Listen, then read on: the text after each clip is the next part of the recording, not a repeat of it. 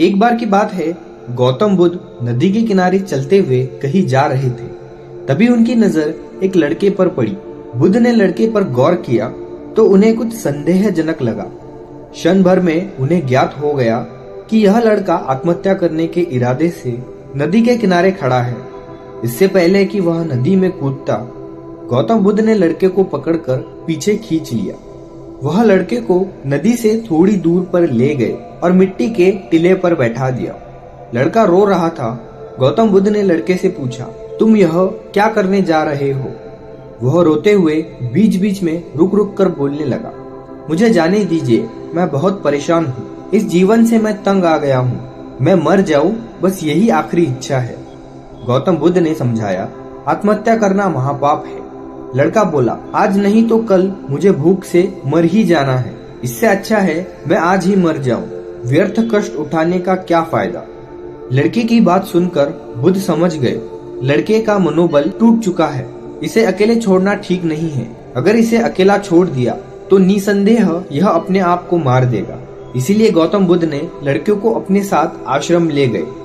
आश्रम पहुंचकर उन्होंने अपने एक शिष्य से कहा, जाओ एक चूहा पकड़ कर लाओ। बुद्ध के आदेश पर कुछ देर बाद वह शिष्य हाथ में चूहेदानी लिए बुद्ध के सामने उपस्थित हुआ।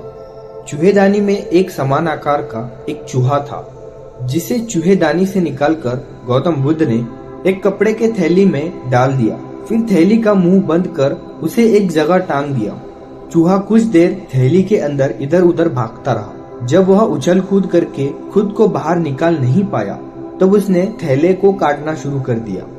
इस बार उसे अपनी मेहनत का फल मिलने लगा। जैसे जैसे वह अपने दांतों को कपड़े के थैले में धंसता गया, वैसे वैसे कपड़े के छोटे छोटे टुकड़े कुछ जमीन पर तो कुछ थैले के अंदर गिरने लगे। इस तरह वह थोड़ी देर में बाहर निकलने का रास्ता बनाने में सफल हुआ और वहां से तेजी से उछलते कूदते भाग गया।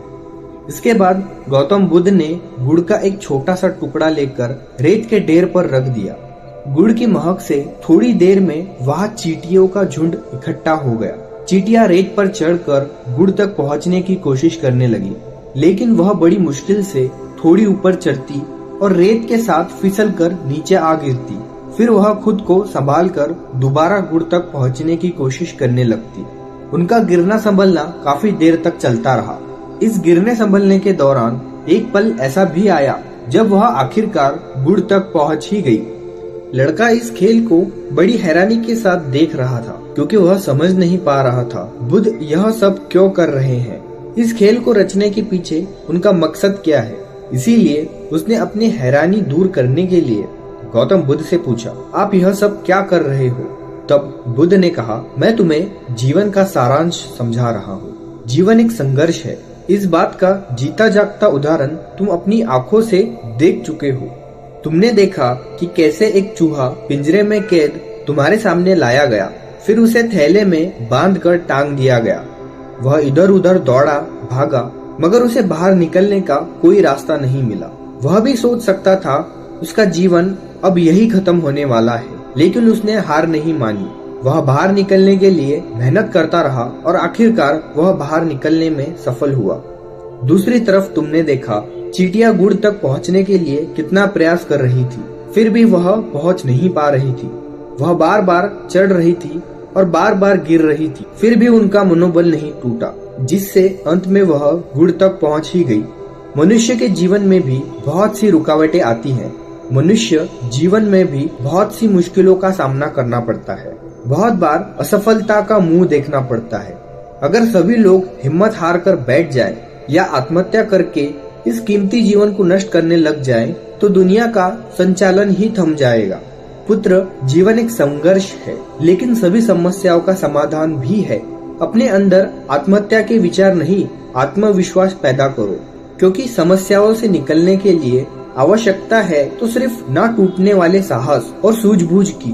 गौतम बुद्ध के इस उपदेश के बाद लड़के का मन बदल गया। उसने आत्महत्या जैसे पाप से दूर रहने की कसम खा ली।